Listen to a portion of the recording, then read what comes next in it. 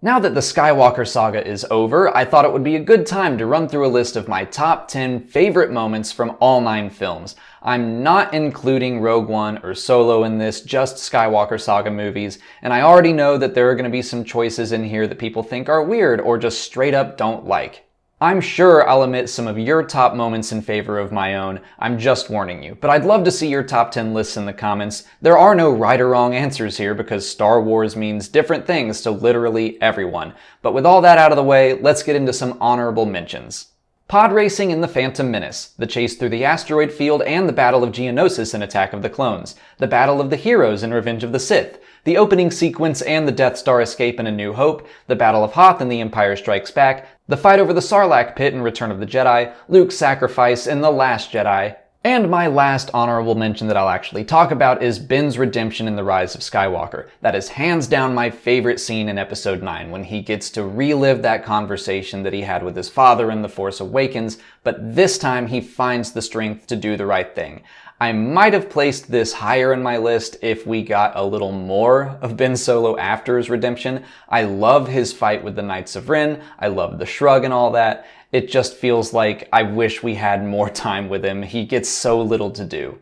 But onto the actual list at number 10, I'm kicking things off with The Duel of Fates. I vividly remember being 12 years old in the theater, and when those hangar doors opened, I just got chills. This was the first time we got to see what Darth Maul was actually about. We get to see him in all of his glory. Yeah, he was on Tatooine before and a couple other scenes, but this is the first time we saw his full face and head and his eyes, and he was just a nightmare. And then he ignites that second blade on his lightsaber, and the trailers did kind of ruin that moment, that reveal, but still, that was the first time we'd seen anything like that outside of a comic book. It is still one of my favorite lightsaber fights, and of course, John Williams' score takes the whole sequence up to the next level. At number 9, I have the fight in the forest on Starkiller Base in The Force Awakens, but specifically when Rey calls the lightsaber to her hand. Again, the music really makes this moment, but seeing Rey finally answer the call to action after rejecting it earlier on Takodana, it's part of the hero's journey, and I think it's executed very well. On top of that, the fight itself is beautiful, and I love having the trees get cut down throughout the duel as like collateral damage, seeing the hiss of steam come off the ground when the lightsabers hit snow. I think the sequel trilogy did a lot of things with lightsabers that the originals couldn't. And the choreography to me is a good mix between the slower fights of the originals and the very frantic fights of the prequels. I like the feeling of weight the weapons have. I like seeing that Kylo Ren and Rey both get tired during the fight, and that's not unique to The Force Awakens. It happens in The Last Jedi and The Rise of Skywalker as well. Moving on to number 8, I've got Order 66 and Revenge of the Sith. Coming off the heels of the birth of Darth Vader, this is always the prequel moment that hits me the hardest. When I was first watching the prequel trilogy, the Jedi Order was not what I envisioned it to be as I was a kid growing up watching the original trilogy, but I think that was on purpose. I think that's what George Lucas wanted. He showed us some Jedi like Obi-Wan and Qui-Gon who I think embody what the Jedi are meant to be, but then we also got characters like Ki-Adi-Mundi, Mace Windu, and even Yoda to a degree, who are all wrapped up in the politics of their Jedi Council and even more literally wrapped up in the politics of the Senate. But despite all of that, we know that the Jedi are on the side of light. They might be flawed, but they are the good guys, and seeing them get picked off one by one is rough. It doesn't help that I grew attached to a lot of them in video games like Jedi Power Battles or the animated Clone Wars series that was coming out in between Attack of the Clones and Revenge of the Sith. Yet again, John Williams' music really pulls out the emotion of that scene, so much so that when you have to relive Order 66 through Cal Kestis' eyes in Star Wars Jedi Fallen Order, I let out an audible scream when that music began to play. But jumping into number 7, I think I'm going to surprise a lot of people when I place the I Am Your Father moment from The Empire Strikes Back on the bottom half of my list. Obviously, this is a huge moment for Star Wars. It's what actually makes these movies the Skywalker Saga, because now it truly is about the Skywalker family. Up until that point, it's about one scrappy kid with the last name Skywalker trying to be the man his father was, and then he learns maybe that's something he should not aspire to. It's a huge moment, no doubt, but I just don't remember it having a huge impact on me. I must have already known that Vader was Luke's father going into all this. It was just so well known in the world, and spoiler culture wasn't really a thing, so I think honestly maybe Muppet Babies spoiled it for me. I can't remember, but I think I would have ranked this higher if I had seen the movie for the first time in 1980 and got to experience that twist for real. My number 6 is the binary sunset in A New Hope. I think it's one of the most relatable moments in all of Star Wars. Who hasn't just sat around daydreaming of a better life, a more exciting life? Luke stares off as the twin suns go down, the end of another regular, boring day. Little does he know it's about to be the last boring day of his life, at least I guess until he exiles himself on Ahch-To, but at least then he's making the choice for himself to have a boring life. And of course, again, I have to mention John Williams' music as he blasts the Force theme with everything he's got. The Force is calling to Luke, his life is about to be changed forever, but even when we don't know that seeing the movie for the first time, it's still a powerful scene of longing and reaching out for something more. Moving on to number 5, I'm cheating a little bit and lumping a sequence of events together. They all do happen very quickly, but everything that happens between Rey and Kylo in Snoke's throne room in The Last Jedi is superb. Specifically, everything from when Snoke dies to the Holdo maneuver and the destruction of the Supremacy. I never in a million years would have guessed that Snoke was going to die in the middle of Act 2 of the sequel trilogy. I also went into the movie thinking that Rey and Kylo couldn't possibly team up, and then both of those things happen within seconds of each other, and it's one of the most thrilling moments in all of Star Wars to me. That shot of Kylo calling the lightsaber to Rey's hand is perfection, and then the following fight is probably my favorite lightsaber fight in all of the movies. It's just this sudden outburst of brutal violence, but behind it all, I had this feeling of nervousness.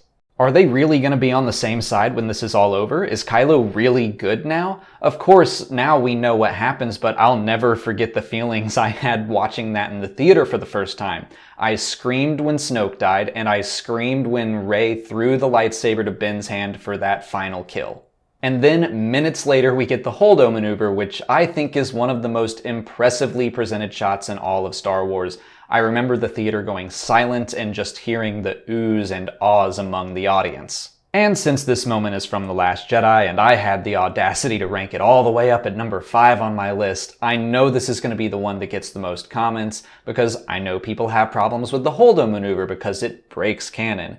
And I know people have gone frame by frame to look for things to be angry about in the Praetorian Guard choreography. But I know how those scenes made me feel, and that's all that matters to me. People went frame by frame and did something very similar to the choreography in the prequel fights, and guess what? Those arguments don't matter to me either. This isn't strictly a defense of The Last Jedi, it's a defense of all of Star Wars, because every single movie has flaws like this if you're determined to go hunt for them. But all that really matters is how those scenes make you feel. If you weren't moved by those scenes in The Last Jedi, that's fine.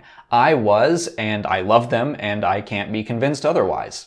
Anyway, my number 4 is another sequel trilogy scene, and this one is Finn and Poe escaping the Finalizer in The Force Awakens. So much of Star Wars is about friendship, and seeing this Resistance pilot become best friends with a defected stormtrooper over the course of a couple minutes, it always makes me smile.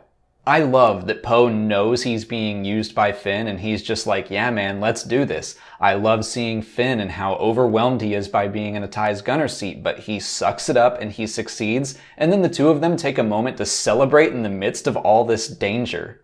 I was pretty into The Force Awakens from the start. I enjoyed the opening on Jakku, I really liked Poe, I really liked Kylo Ren, but this was the moment I remember sitting in the theater just going like, oh my gosh, they did it. 10 years without a Star Wars movie, and this was the first one without George Lucas. There were a lot of nerves going into Episode 7. The sequel trilogy is not my favorite of the 3, but this one scene, this one moment gave me such a good first impression that I was on board with anything else The Force Awakens could have possibly thrown at me.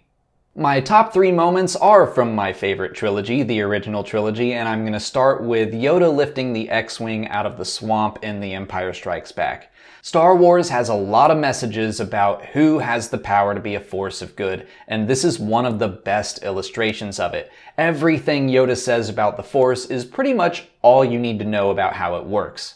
Luminous beings are we, size matters not, that is why you fail. It's full of so many good, inspirational quotes that you can take meaning from. Believe in yourself no matter what, and you can do great things. Do you have some character flaw that you feel is holding you back? You can overcome it. I've seen so many top 10 lists like this, and Yoda lifting the X-Wing is on most of them, and for good reason. Thematically, it is one of the most important scenes in all of Star Wars. My number 2 pick is the Battle of Endor in Return of the Jedi. The whole thing is amazing, but I want to really focus on Vader's redemption. The original trilogy's most powerful message to me is that it's never too late to be better. Anakin Skywalker has done some terrible things in his life, and he's just resigned to becoming that worst version of himself. He tells Luke that it's too late for him, that there's no good left, but Luke believes in him anyway, and that's all it takes. Just one person saying, no, I think you can still be better. And even though Vader arguably deserves to be struck down, Luke refuses to when given the chance. To quote Tolkien, true courage is about knowing not when to take a life, but when to spare one. Killing Vader would have been the easier thing, but Luke chose not to turn his back on him. That winds up saving not only Vader's life, but his own. And that's another recurring theme of Star Wars. I noticed it a lot in the second season of Star Wars Resistance, but the good guys never give up on each other. Even when I didn't understand all of that, when I was watching it for the first time at 8 years old, I got chills during that scene because subconsciously I think I did understand it. I still love the scene with that silly no added in, but even more so, I love that you don't need it. You can fully understand Vader's emotional struggle through the mask. Return of the Jedi has some silly stuff in it. I love it, but it is my least favorite of the original trilogy. And even so, this one scene alone brings the entire original trilogy full circle, providing us with this great emotional closure. And finally, my favorite scene in all of the Skywalker Saga is the Battle of Yavin in A New Hope. This one is very personal to me because it is the scene. It was the final nail in the coffin of me being a lifelong, diehard Star Wars fan. And no, it's not because it has Biggs Darklighter in it, although that doesn't hurt, but as an 8-year-old, watching this movie for the first time off of a VHS that my parents had used to tape it off of a TBS showing, that scene blew me away. I loved the X-Wings. I loved all the pilots. I still think that's something that the sequels and even the prequels never really got right. We never reached the greatness of the space battles like the Battle of Yavin and the Battle of Endor. I do think Rogue One got it right with the Battle of Scarif, though. But I instantly felt invested in all of these random pilot characters as the tension in the scene is slowly built up. They all get to check in, we get some chatter as they approach the Death Star, we get to know them just enough before they're all picked off one by one. I was introduced to Star Wars in the summer of 1995, and I genuinely believe I watched at least that scene every day that summer until school started back up. The trench run just screams Star Wars to me, and it's probably why I almost instantly fall in love with any story about pilots. It's why I love the old Legends X-Wing series of books, and why I instantly fell in love with Alphabet Squadron last year. Not only is the battle itself just cool and exciting, but Han Solo brings in the thematic significance. Like I said before, so much of Star Wars is about friendship, and seeing the one character who the entire movie only cared about saving his own skin come back to save his friends and do the right thing because it's never too late, it gives me chills every time.